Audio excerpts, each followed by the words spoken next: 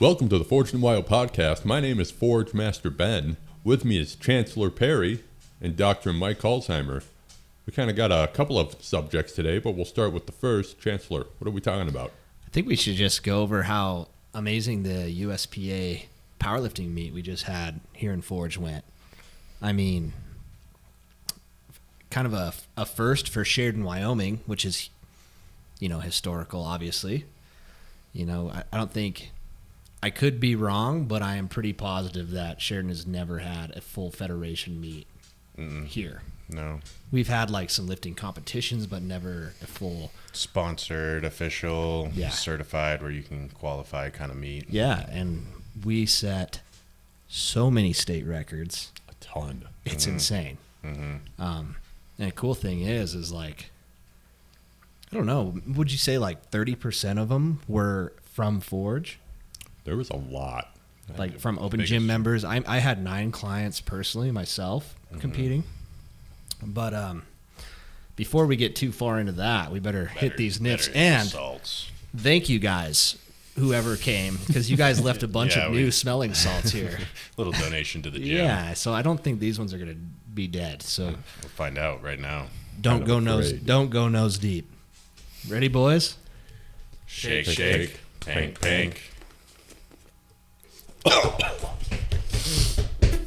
Oh, they're fresh. ow, fresh.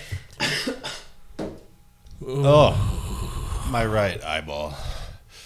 Oh, that's the good stuff right there. Good. Whew. Those are new, dude, for sure. Dude, there was one down there that took my breath away the other day. I don't know what it was. Which one did you get, Ben? I got a Ghost Clash. That's the one. Yeah, this one's bad, man. Let me hit that. Yeah, that one smells terrible. Where am I? Here, let me get my left nostril. I only got the right one. We've got some ASMR sounds happening now. Sorry.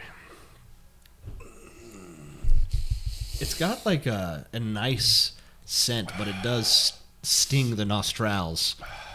You're getting a scent out of that? I just get pain. Oh, I got a little scent. There's nothing for me to smell. I've learned to cope with the pain. It's like you become a connoisseur of smelling salts. Yeah, we should. What is that called? Taste the wine. Yeah, we should just blindfolded smell test. What is this? That's got that's some primo content. Yeah, that's a good idea. Yeah. But anyways, going on with the USPA meet. So I don't remember the exact number of lifters that we had, but I want to say it was more than 50. It was in the ballpark 52, of 55. 53. Yeah, we had a couple drop out, but we had 60 signed up. Handful dropped out. Which is a big meet for the first one. Well, we originally did 45, yep. And then that filled up in a month or 2 months. So they asked us, and we decided to open it up to 60. Yep. So it filled up super fast. But one lesson that Mike and I learned is that sometimes I've never really appreciated the spotters and loaders as much as I will now, after having done that for 12 hours. Yeah, we started at 9, had one 15-minute burger break, and then we finished around, I think, 6. Yeah. And that was nonstop moving, standing, picking up weight, spotting. And a big shout out for the people who came and helped Preston. Preston. Les and Grant. Yeah. Yeah, you two. You guys did great. The rest of you who took the free shirt and bounced. Thanks. Yeah, so I think powerlifting is just, it's a unique breed of people. Mm-hmm. Because everybody is there rooting everybody else on. And it doesn't matter how much you lift, right? It's cool to see big numbers. But some of the hardest cheers were for just the little girls. Yeah, dude. The women. I don't want to say little girls, but the women, the smaller women, right? Yeah. That are just grinding. And I mean, the place is just so loud and just full of energy. It's amazing. Yeah, we had an amazing crowd too, because we had the 50 so lifters, but we had 120 chairs, and so all of those were filled up, plus 20, 30 people standing. So yeah, like, end of the day, it was around, including the lifters, 200 people. And that crowd was like super active, super involved, super hyping everybody up. It was a good crowd. Yeah. And like, you could just feel the energy. It was like super fun. Yeah, I think, we definitely learned some things as far as what we're going to do better next year. I think it was a great turnout, and as far as most of the lifters were concerned, like, I had people come up and shake, and I know Mike did too, shake our hands and say, what a great meet and great atmosphere. Yeah. But, like, small things like the PA system. Yeah. I could use an upgrade, but, it was good. Yeah. Could be better. Yeah, just so you guys can hear, pretty much went off without a hitch, except for poor Jason Riccio. Yeah. Oof. He got misloaded pretty hard. I'm not pointing any fingers, but it wasn't Mike and I's fault. It really wasn't. But cool thing is like he got a pretty gnarly misload. I think about like by 100 pounds on his bench, which is a ton. And sent it. Head judge figured that out and gave him the opportunity to come back and hit a third, and he nailed it.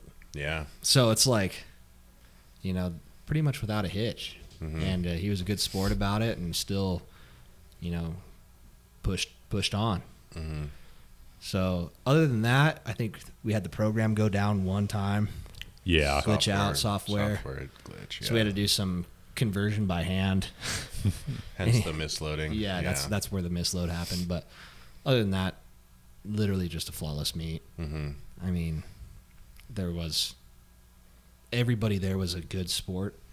They were, at some point I walked into the private side because everybody was warming up here, and I saw like 3 or 4, like when powerlifters are competing, they're just filthy pigs. Like they just are. They all smell bad. Like, sorry, you guys all smell bad. Trust me, I spotted you, so I smelled all of you. I smelled smells that you wouldn't believe, Michael. Like the nape of a neck had a smell. A smell to it, yeah. But I get it. It's hot. You guys are warm. You guys got your gnarly gear on, but at one point I walked back to the private side, and I saw it was just trash, like full of like, Rice Krispie wrappers and candy and like empty Gatorade bottles and just shit everywhere. But then the next time I walked in, there was like 3 or 4 powerlifters that I didn't know that weren't from Forge cleaning up the place. I mean, what a different breed of people, like super respectable of the gym. And as the owner, like, obviously that meant a lot to me because it's cool to see people respect something that we've created. Yeah, no, I thought that I was very impressed by the competitors we had. A lot of them shook our hands, like for spotting and loading with them, thanked us, and like even after the meet, the takedown. Well, the setup originally was like 3:30 to 10 p.m. on a Friday night, and after spotting and loading all day, we were not looking forward to having to take her all down. But I mean, we had probably a dozen people, or at least stick around and help. Yeah, and like people, I don't even know their names. Yeah, didn't ask to, and they just were, just helping us like clean up the place. And they just followed suit, just so saw cool. what we were doing and did the same. I mean, and that's honestly like, I've never stuck around after a competition and do that. So it's like, again, here's the people of this powerlifting culture pushing me to be a better person. I mean, it's such a cool vibe. Yeah, and I think, from the outside, everyone thinks powerlifters are a certain way, but I'm pleasantly surprised. Like every time I go to a meet, just like the quality of the individual that's there, and how supportive, and like everybody's there to help and support each other and cheer each other on. Yeah. You're only seeing the videos of them high in adrenaline and stuff. Yeah. You're not seeing the aftermath. Yeah. When they're calmed down a bit. You guys are looking at the infamy of like West Side Barbell, where they're just savages and punching people in the face. But, you might have that in the upper echelons of powerlifting, but local meets and just like state meets like that, I mean, you guys would be just surprised as how respectful these athletes are. Yeah. And, like, some people that I really thought were going to have an attitude when they fail to meet or fail to lift, there's a couple of little guys that I was like, oh God, he's going to be so mad. turned around and shook our hands before he walked off the platform. Mm-hmm. Like, how cool is that?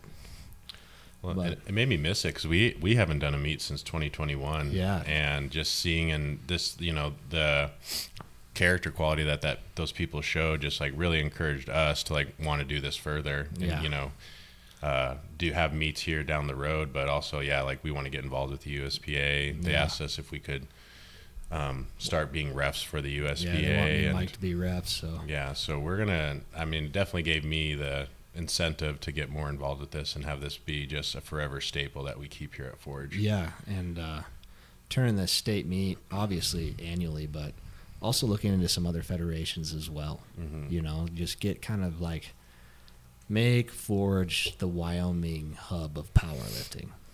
Which just felt surreal, dude, because we talked about that years and years ago, like, and wanting to, like, I mean, a big part of this is, like, yes, we want to go business and physical therapy, but our heart and our love is, like, in powerlifting. And the fact that we can bring a meet to Sheridan and have it now be a staple location for future meets, and just, you know, we love the sport so much, we want to see it grow and have people get involved with it that never have, or, you know, provide a location and a spot that people actually want to come back to and enjoy.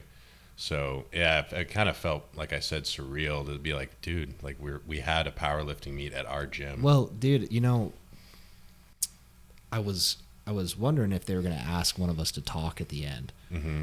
and I don't know if I was going to get emotional because I was just dead from it or not. But I was thinking about it, and I was going to say something like, you know, when Mike and I had this vision of Forge 4.0, one of the first things we ever said was we could have enough space to do our own powerlifting meet. And literally 364 days from the opening, we did it.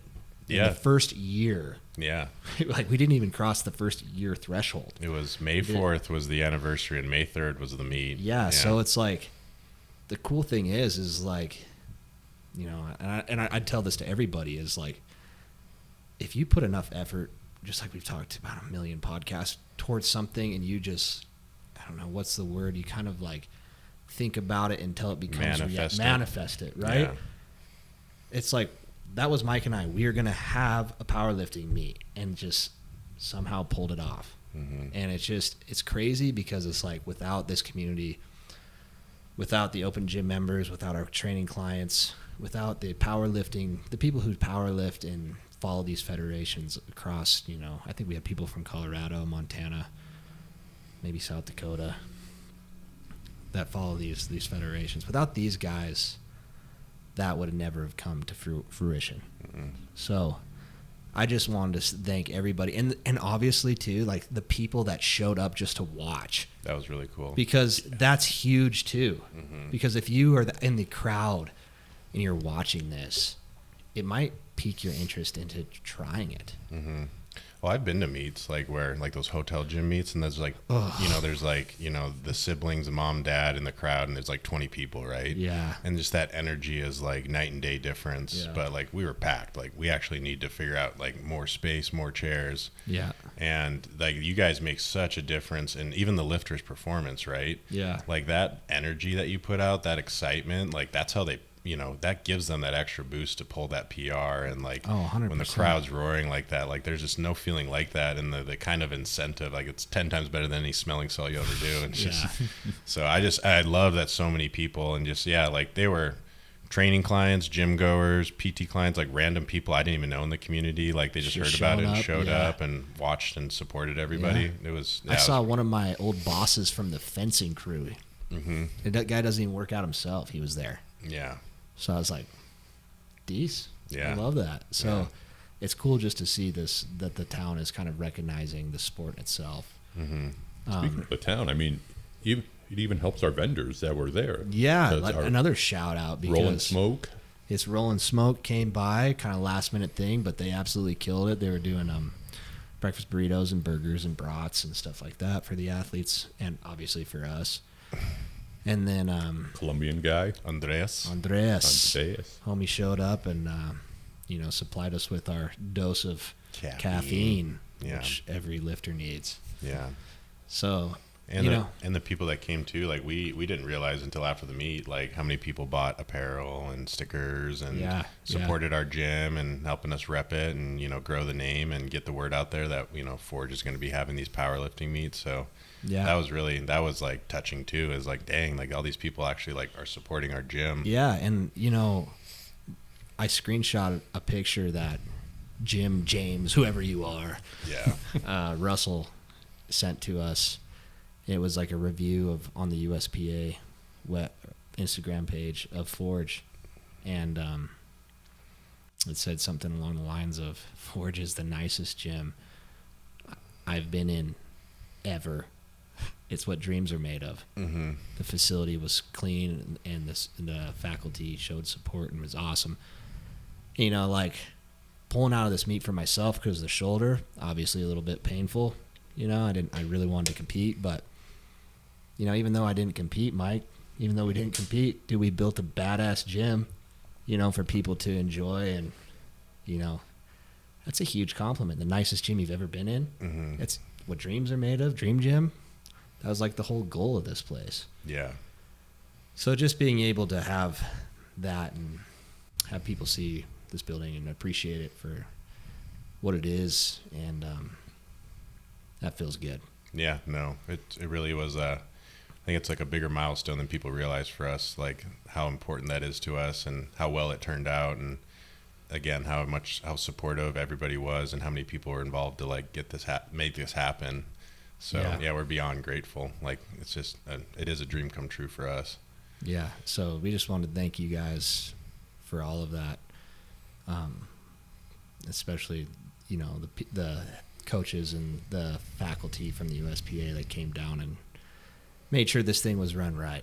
Mm-hmm. Because, even though they're sitting behind a computer desk or just watching you lift, they're still doing a lot behind the scenes, and we really appreciate everything you guys did. Mm-hmm. And especially James. Especially Jim James Russell. Jim James. Jim.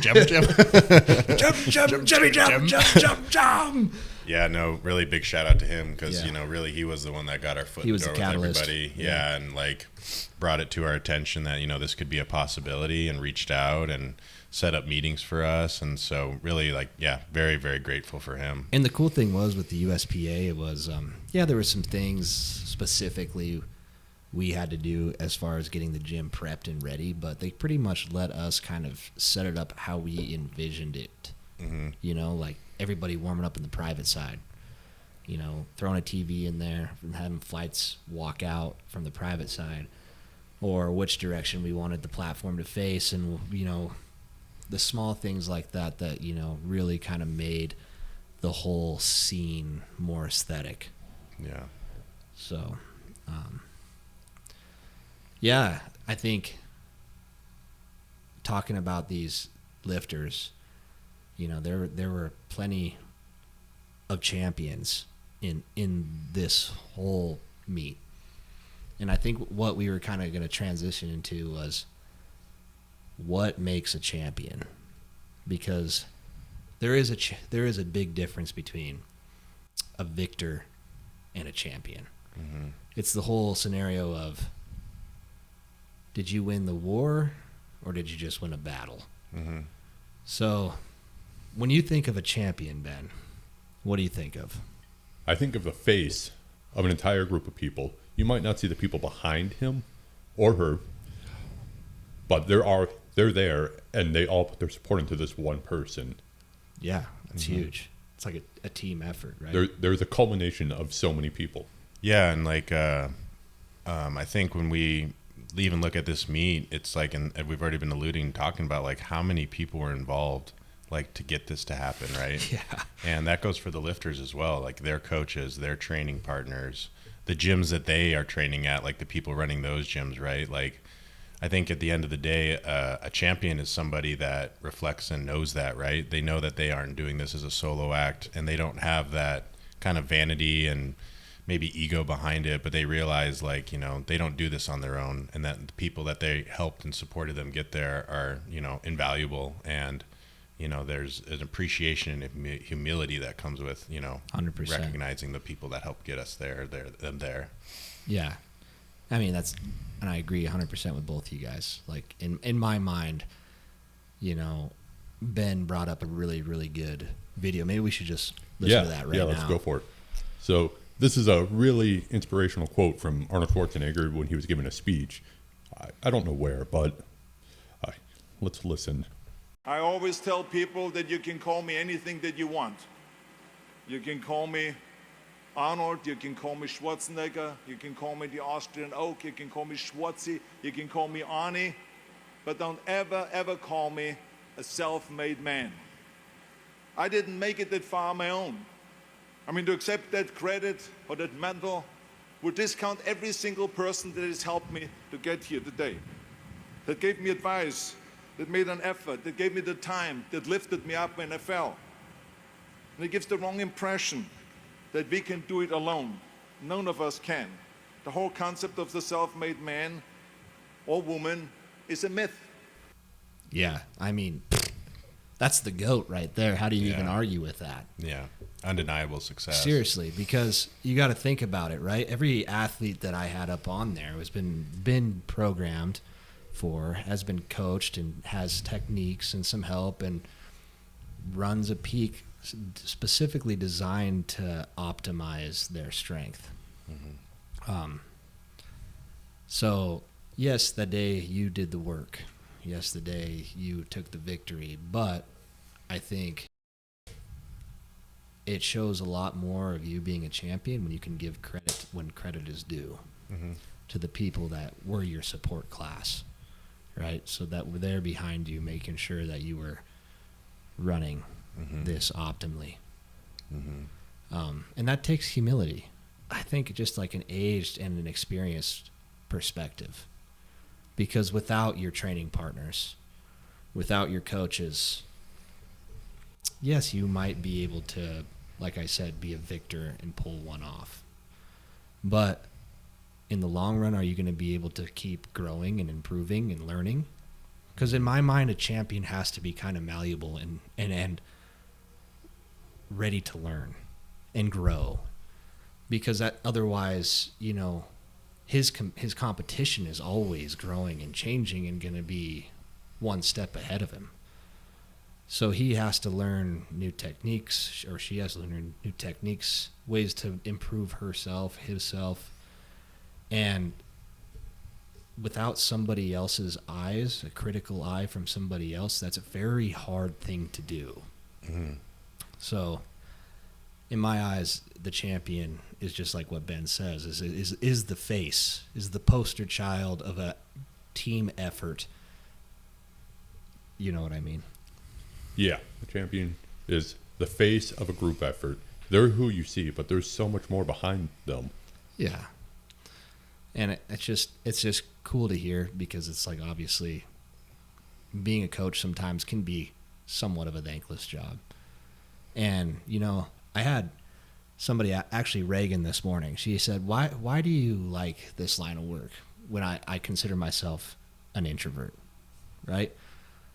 And I think it's because I like helping people get better and pushing them to limits that they didn't know that they had themselves.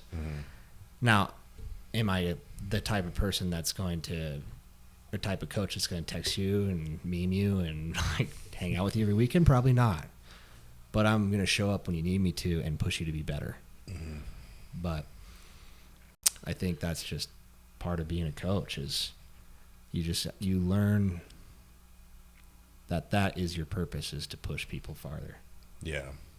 And I think when you think of a champion versus, as Chancellor said, a victor, and when we look at somebody like Arnold, which I think, you know, people would consider a champion, obviously, right? Yeah. The difference is between a victor and a champion is like the legacy they leave behind. And I think, as you were saying, like they go on to inspire and push and motivate and help other people grow and push their limits and see them succeed, right? Because I think the victor might selfishly just be thinking about their own success and their own ego and their own journey. But I think the people that we would consider champions, they do have that humility. They do know that people help them get there, and they want to pass on that torch, right? Yeah, 100%. They want to carry on, and it's, I think, and that's how I view it too. Where we've gotten and the places we've been, like, it's just so many people have helped us get us there, and that's what I want to do for others, right? Is help them and mentor them and guide them. You know, we had the other day, like, a student come in that was just interested, right? And it's like, I told her our story of, like, how many people had helped us get here, and like and like, you know, why I want to, and like in the future we want to have clinical rotations with students. It's like, I had people in my field that just totally took me under their wing, and I think that is a huge separator between people that are, you know, maybe they do have a success or they have a victory, but they're forgotten. Yeah. But the people like Arnold, you know, he's retired, doesn't bodybuild anymore. How many bodybuilders from his generation do we not know about, don't talk about, and even have a lot of success? But the thing that distinguishes him is you still see he talks and treats to people and encourages people and is a motivator still. I think that's what makes him a champion, is really the legacy part of what he's done. Yeah, which, you know, that brings up a point. I think you were right there just an hour ago and Mark was like, looks like Mason is going to catch you. And I looked at Mark, I said, what kind of a coach would I be if I didn't expect him to catch me? Mm-hmm. You know, I feel like that's the biggest thing as far as a mentor is I am training somebody to be better than I am. Mm-hmm. If I'm training somebody to be worse than me, then I'm not training them my full potential. Mason better beat me. Yeah. Otherwise, I've failed him as a coach. Mm-hmm. And that is the difference between a champion and a victor. A victor is going to try to sabotage, right? Because he doesn't want somebody else to get the limelight. Yeah. But at the end of the day, it's just like, you know, my dad told me one time, my whole goal was to raise you better, to be a better man than I am. Mm-hmm. That right there, that says it all, right? It's just like your coach, to raise you to be better than I am. Mm-hmm. So, I mean, yeah, that's a champion mindset in my mind. Mm-hmm. And that's something that I feel like every athlete that you see competing out there in this meet, that you saw competing out there in this meet, had, because they were just stoked for everybody. Mm-hmm. And that's where their mindset, and I think the people that go the farthest and do the most, they come at it with that mindset, right? They actually seek out help. Like, they might have natural talent and ability, which I know a lot of these lifters do, but they still seek out coaches. They still seek out, like you said, to always be getting better. And that comes from, like, understanding that, you know, there are people out there that know more than you, can help you and help you grow. And it isn't about, like, how special or how unique or talented you are. It's like you want to harness that potential and have others help build it, you know? Yeah, it's almost like a champion has somewhat of a tempered ego. Mm-hmm. You know, like, I feel like you got to have an ego. Yeah, you can't. To be great. You can't be, like, you know, meek and insecure and not believe in yourself. You've got to feel like you're the shit. Yeah. At some point. But you also need to understand that you might be the shit of you know, a small pond. Like, you're the big fish in a small pond, and that there's other people out there that know a lot more than you, and you have to be open to hearing that criticism. Mm-hmm. I think even if you didn't win, or maybe you took second, you know, like, here's another person that just absolutely killed it, was Lincoln, Mason's brother, right? Yeah. 9 for 9. He's been seriously powerlifting. How long has he even been here? He's been here less than a year, so. Yes, came in the summer. And just absolutely crushed it. 9 for 9. Right, that's a champion mindset right there. Mm-hmm. I mean, he went in, he executed, he did exactly how we coached and trained, and I mean, and he took, I think he took second. Second in his class, yeah. Second in his class, but, you know, is he down about that? No, he's just stoked that he performed as well as he did. Mm-hmm. And that's a champion mindset. He knows that there's things that we got to work on and things, and obviously there's room for improvement, but didn't let him, you know, take in second place to slow him down or make him feel bad. Oh, and like, if we want to, which is like always a funny reward, but an accomplishment that he had is like, that's the most improved lifter, right? 1000%, dude. And I think it takes a lot of guts to step into a room where you're the weakest or you have the least experience. Yep. And I would agree that it's like a champion mindset, and I think that it carries over to other things. Like, you don't want to be the smartest, the strongest, the best at anything when like you step into a room, right? Like you are surrounding yourself by those greater or that have gone farther than you. Yeah, when Lincoln started training with us, could you imagine? Like, God, you know, having like barely any powerlifting experience and still getting in there and getting after it and learning and then how much he improved because of that, right? Yeah. So that, I mean, that's champion mindset right there. That's the malleableness. Mm-hmm. And the humility to be to not be good at something to start or not know what you're doing, and seeking out and asking for and getting help to make those improvements. You know what? I've always kind of like idolized the kind of the sidekick. You know, I don't know why. You know, like any group of movie where there's that one, he's not the leader, but he's the one badass. You know, like no one wants to say that that they'd listen to him over the leader, but you know, the rank, you know, you have the leader and then you have the one badass, and everybody's kind of like, what does that guy have to say about it? He agrees with the leader. Okay, cool. Your Uncle Irohs, your Han Solos. Yeah. I've always idolized that, right? He the kind of the dark horse, the background, because I like that idea that somebody's there, they have a lot of potential, they're just maybe that leader has a little bit more experience and they respect that. You know, like who cares if that guy could pick him up and just squeeze his head off? He's going to listen to that guy because he outranks him, has more experience and more knowledge, and he wants to learn from that guy. But yeah, and I think that's a huge part of it is like recognizing and, you know, not having the ego, but approaching people that are better and know more. And I think, again, for like the people that have long-term success, not in the short term, but like you'll see them succeeding for years on end and continue that, is they forever keep that mindset, right? Yeah. You don't want to come out and win once and then think you're the best and never again be seeking out mentors and guides and people that can still better you. That'll make you a victor. You'll win one battle. Yeah, it's like a short-term victory, right? And not the war. Yep. I had a lot of people asked me, they were confused of what a powerlifting peak was. So maybe we can kind of explain that. So all my lifters are programmed, and most powerlifters who have done the sport for a while run a peak. And when we say the word peak, it means that they're peaking their performance to the best of their physical ability. So, and Mike, you can jump in at any time. I'll just kind of explain it in as meathead, simple terms as I can go. So when I'm thinking of a peak, right, I'm thinking of slowly adding weight. So say I'll take 6 weeks before competition. Well, I want to get my central nervous system ready to lift as heavy as I possibly can for this meet. So what I'm going to do is slowly ramp up my weight to the point where I'm like 90% of my 1 rep maxes. And I'm going to be just crushing myself. Kind of building a lot of fatigue, but getting used to handling that load, because at the time of the peak, we're too late to really put on any more muscle size. We're not going to build big muscles during a peak. You're 6 weeks out from your competition. You're not going to put on a bunch of size and get stronger. So what we need to do is focus more on the second aspect of strength, which is your central nervous system and the neural recruitment. So pretty much the electric signals that are going to turn on all the motor units in your muscle that come from your brain. And we want to make sure those things are getting hit and you're getting used to that heavy load.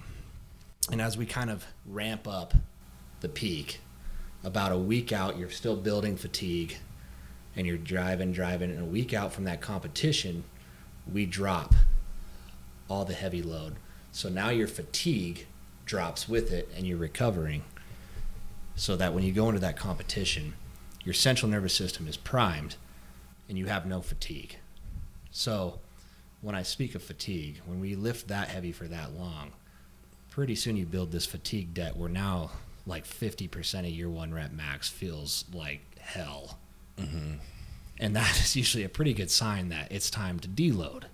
So take all that weight off the central nervous system, let it recoup.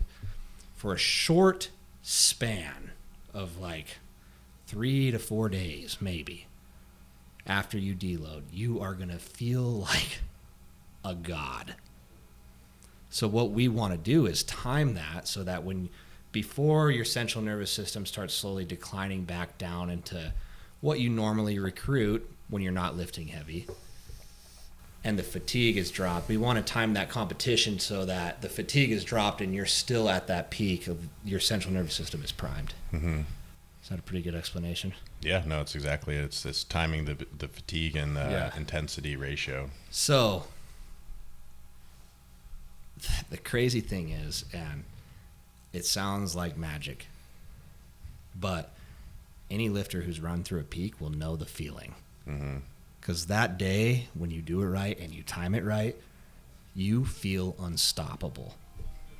So the lifters that get on the platform that day that are peaked, and they're hitting these big numbers because we've timed it right, and you can usually tell someone who hasn't timed their peak right? Like maybe they spent a little bit too long before their deload, and they're still kind of fatigued going into the meet, and now their first attempts look like shit. Mm-hmm. Or they did the other thing. They took too long before the meet, and they're already coming back down from that central nervous system drive. But anyways, the lifters that step on that are peaked, I mean, when you're peaked, Mike, how much do you think that adds to, like, your deadlift? Oh, I think it would easily add 5-10% minimal. Yeah, like so 30 pounds, 40 pounds. Yeah, so say if it's 10% and you're a 600-pound puller, that's 60 pounds, dude. Mm-hmm. So for a short period of time, you are just God mode. Mm-hmm. And I mean, that is why you're able to perform, if you do it right, the 3 big lifts in the same day. Because you're peaked, right? Like, 3 attempts. You're lifting, 3 times? Like you do squat, bench, deadlift, 3 attempts on each. It's really not that much physical work. It's a lot of load.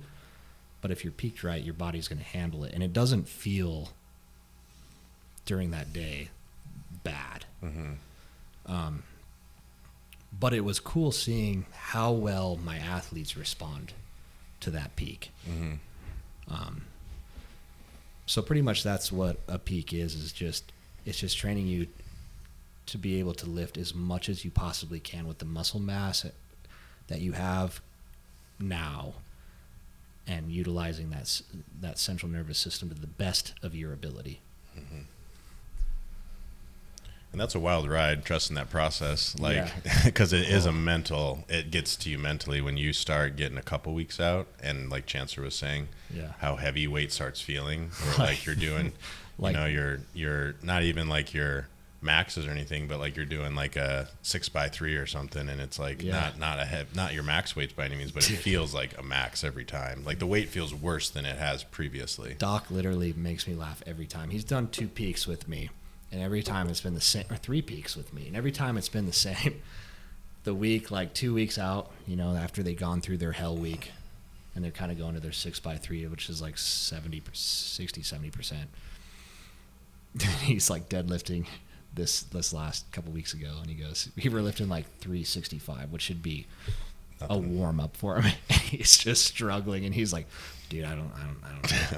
And I'm like, I'm gonna dude, like every single time you say this, and then he goes out and what did he pull, like 550, 560? Yeah, just a gnarly PR. Yeah. And then he comes to me after, he's like, dude, that peak is phenomenal. Mm-hmm. So I think for me, it's just like, here's a goal of Chancellor, is I just want to get healthy enough that I can go through a peak and feel like that, because like the last peak I run tore my adductor, like was not healthy enough to go into that peak. So the next few months of my training cycle is just going to be getting me to the point where I'm healthy enough to go through a peak and maybe step on the platform in September. Mm-hmm. Yeah, another USPA meet. Yeah. But no, it's cool. But I promise you that those lifters, in like 2 or 3 days after the meet, they're going to come in and try to lift. If they do, most people, I would, as a coach, I tell all of my clients, take the week off. Mm-hmm. Like, I'm surprised I saw Mark in here today. you should take the week off because you're going to just feel like absolute ass because it's like, well, this was so easy in the competition. Yeah, buddy, but you're now coming off that peak. Like you've just fallen off the slope of Everest. You're going to crash and burn. So the numbers that you hit aren't numbers that you're going to hit every day from now on. You were peaked for that moment. Yeah. So that's why I say if you ever see somebody that's pulling big numbers not peaked, if they can live through a peak, they're going to be huge. Yeah. Because when Mike and I, when we competed in the last one, our peak, remember how we were just like... Oh, I thought it was going to be terrible. I was like, how do we feel so good, dude? Yeah. My last bench attempt was like, I never paused anything over 450. I paused 457, and I got it. It looked like an opener. I got up, and the guy's like, what was that? And I was like, I should have gone up. And he's like, yeah, you should have. Like one of the refs.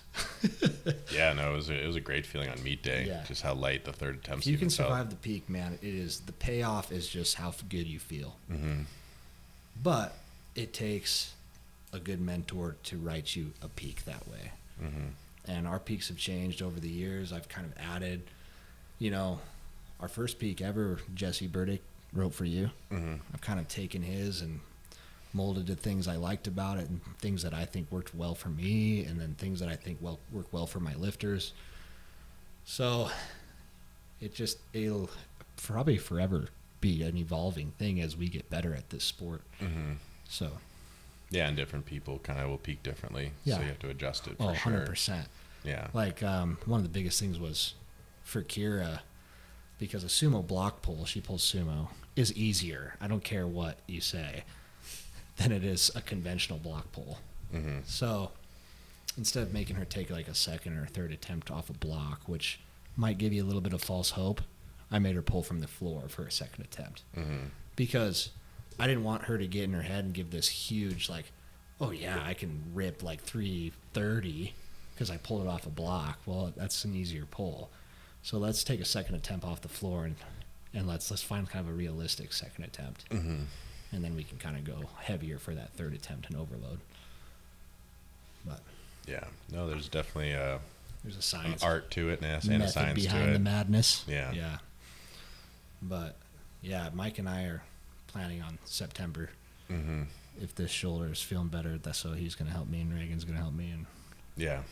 we'll send a full meet. Yes, sir. That's the plan. All right. Sounds like we're wrapping up on this. Yeah, I think so. Yeah, I think we covered it. Well, thanks to everybody who supported Forge and Yeah. represented us at the meet. Follow us on Instagram, Facebook, listen to us on Spotify and YouTube. And if you haven't already, check out our website and get a shirt. We got a new May the Forge Be With You shirt. A little Darth Maul that has one of Ben's homebrew designs right there. Come to me and I'll sign it for you. Yes. Well, at the end of the day, build yourself, conquer adversity, repeat daily. Do these things and you will lead a successful life. Punch the mic.